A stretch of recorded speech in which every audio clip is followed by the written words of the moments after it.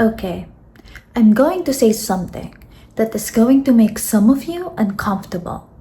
And I need you to stay with me here because this might be the most important thing that I ever say on this channel. Manifestation will not work if you are still operating from a victim mindset. Full stop. No exceptions and no workarounds. I know and I understand. You have been through real things, real pain, real trauma, real circumstances that were genuinely not your fault. And I am not dismissing any of that. But here's the thing. The universe does not care about any of your reasons. It responds to your identity. And if your identity is still fundamentally organized around what happened to you in the past, around what was done to you, what was taken from you, what you did not get, then that is the reality that you are going to keep creating every single time. This is not a judgment because I was there and I know exactly what it feels like from the inside. This is information and information can be changed. Let's talk about it. First, let me be very specific about what the victim mindset actually is because I think that a lot of people actually misunderstand it. The victim mindset is not having been through hard things. The victim mindset, it's not feeling pain. It's not grieving. It's not acknowledging that something was wrong, that someone in your past hurt you, that life was unfair to you. All of that is valid. All of that is real and all of that deserves space. But the victim mindset is something specific and different. It is the psychological orientation that positions you as someone to whom life happens, not as someone who creates her life. It is the unconscious belief that your circumstances are more powerful than your choices, that the things that happen to you are more defining than the choices that you can make from here, that you are fundamentally at the mercy of something that is outside of yourself. Being victimized is something that can happen to you or to anyone, but staying in that victim mindset, in that identity, is something that you can easily change, but it is something that you choose to stay in.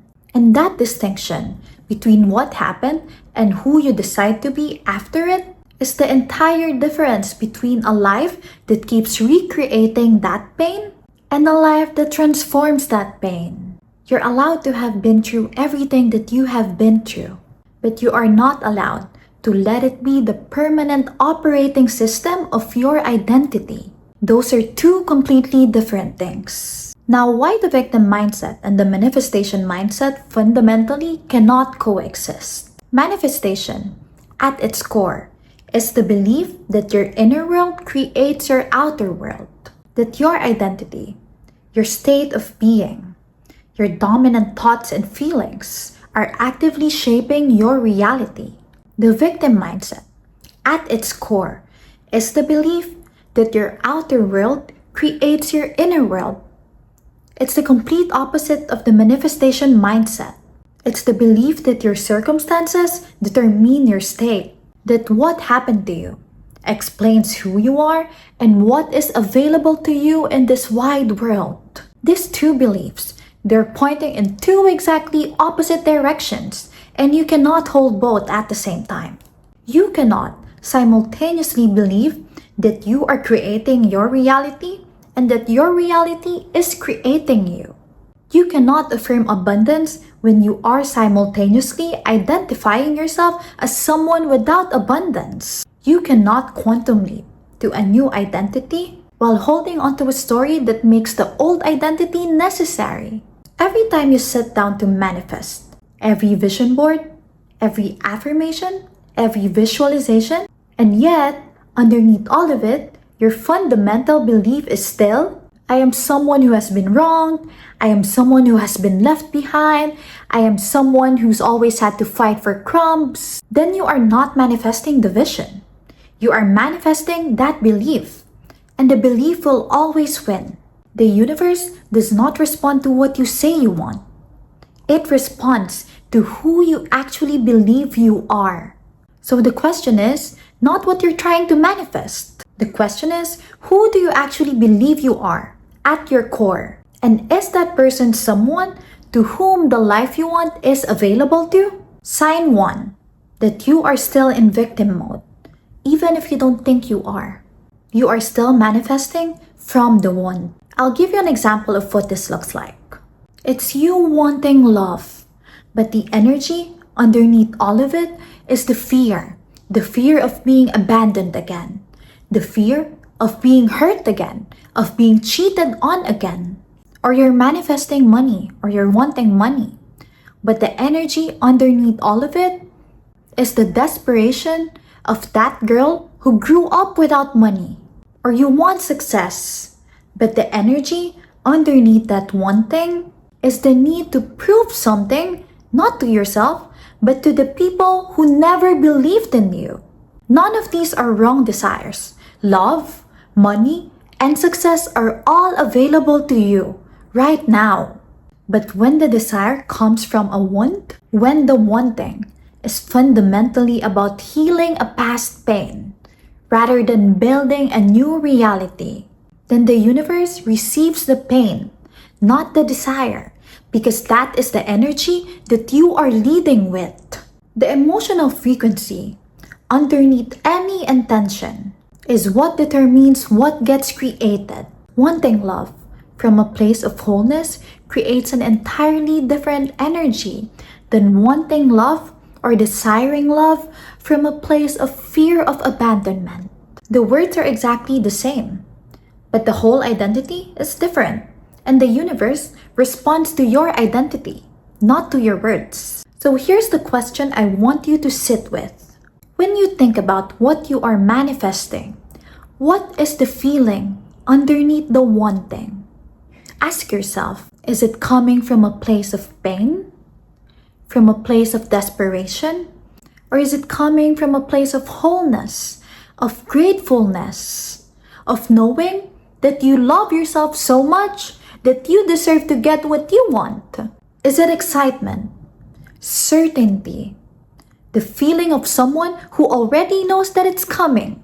Or is it desperation, longing, the feeling of someone who's been waiting for so long that they start to wonder if they deserve what they're manifesting for at all? Because one of those is manifestation, and the other one is just a prayer coming from a want. And they create very different realities. Sign 2. And this one is sneaky because it disguises itself as realism. You are collecting evidence against yourself. It means that every time that something does not work out for you, you add it to the file. Every rejection, every failure, every time that a thing did not come true, you store it, you remember it, and then you use it as the proof that the life that you want is not available to you. That you are someone who almost gets it, but never quite does. That your luck is different from the luck of the people around you. And here's what actually happens when you do this. I discussed this in one of my previous videos, the RAS, or the reticular activating system, which is a part inside your brain that filters what goes through in your brain. So what your RAS does is that it filters your reality through the lens of this identity. And it looks for evidence to confirm that what you already think is the truth. And it's finding it because that's what it's designed for, to find what you are looking for. That's why the woman who genuinely believes that she is lucky, she finds opportunities everywhere very easily. And the woman who believes that she is unlucky sees obstacles everywhere she goes. But it's the completely same world that they're living in. They just look at it from different lenses or different filters. You are not collecting evidence of reality. You are collecting evidence of your belief about reality. And your belief is creating a filter so powerful that it creates that belief self-fulfilling. The victim mindset that you have is not a response to bad luck. It is the actual generator of it. So what do you have to do then? You have to stop building the case against yourself. Every piece of advice that you collect against yourself is a brick in the wall between you and everything that you are trying to manifest. You have to put that file down. Sign 3, and this is the hardest one. You need the story more than you want the change. And I know that landed hard, so stay with me here. The story, the narrative of what happened to you, of what you didn't get, of who hurt you, why your life is the way it is, that serves as a function. It explains things. It protects you from having to try and fail at a higher level. It keeps you connected to people who share the same wounds as you do. It gives you an identity that feels solid and known to you, even if that identity is painful. And changing your reality requires giving up that story. Not because the story isn't true. It's probably true. But because the story, as long as you need it, is incompatible with the life that you want, with the life that you're trying so hard to manifest. Here's the question that nobody asks in the manifestation space. What would you lose if your life actually changed? Who would you be without the story of what happened to you in the past? What relationships would shift? What excuses would disappear? What would you have to take full responsibility for? Because sometimes, and I say this with complete compassion, the resistance to change is not about not knowing how. It's about not being willing to lose what the current story provides. The victim story has a payoff: sympathy, connection, explanation, identity. But the creator identity requires you to give all of that up and decide completely that the life you want is worth more than the story that explains why you don't have it. That is the hardest decision available to a human being, and it's the one that changes everything. So how do you actually make the shift practically today? Step 1, stop explaining your life in terms of what happened to you.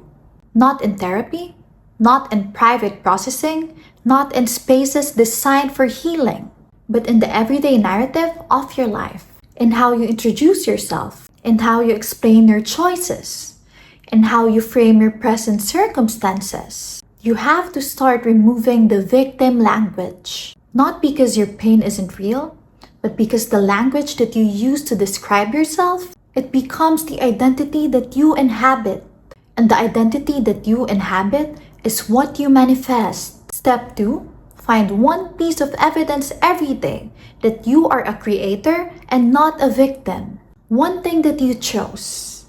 One thing that you built. One thing that happened because of a decision that you made, not a circumstance that you were dealt. You are retraining your RAS to look for a different kind of evidence. Give it something to work with. Step 3, take radical responsibility for everything. Not blame, but responsibility. Blame says that this is your fault, but responsibility says that this is mine to change. I hold the power to change my destiny, and I cannot change my destiny if I don't change my identity. And changing your identity, it always begins in your mind. And I want to be clear when I say this. Radical responsibility is not the belief that everything that happened to you was your fault. It's not blaming yourself. It is the belief that you have the choice, that everything that happens from this point forward is your creation, that you can write your own destiny. That distinction is everything. The past happened to you, but the future, that is yours to build. And the moment that you claim that fully, completely, without any reservations, then the manifestation starts working. Quick context, because I want to tell you a personal, real story of mine. I talked about this briefly in my few videos, you can check them out. But I actually grew up in poverty. and in a broken home. My parents separated when I was a kid. I did not have a stable home growing up, and I had a childhood that gave me every reason to build a victim identity. And actually, I did. For a few years, I went from being the smart, overachieving kid to being completely lost and wasting my life away. I gained a lot of weight, I started partying, I completely lost myself, and I hated myself. And then something happened that forced me to confront the most uncomfortable truth of my life.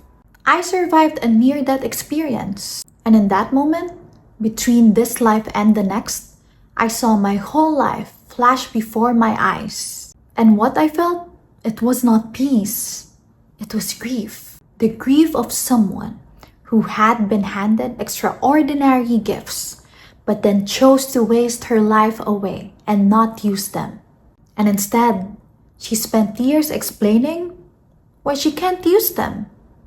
She spent years believing that she's not able to use them, that she cannot change her reality.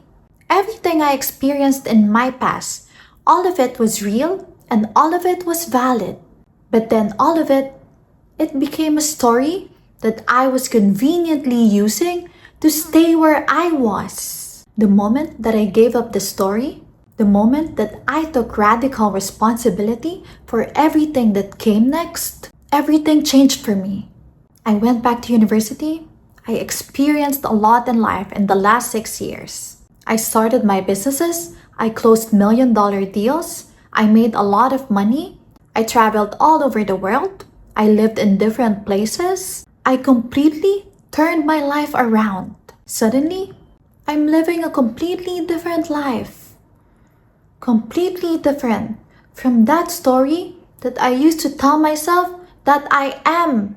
Not because my circumstances changed first, but because I stopped becoming a victim of them.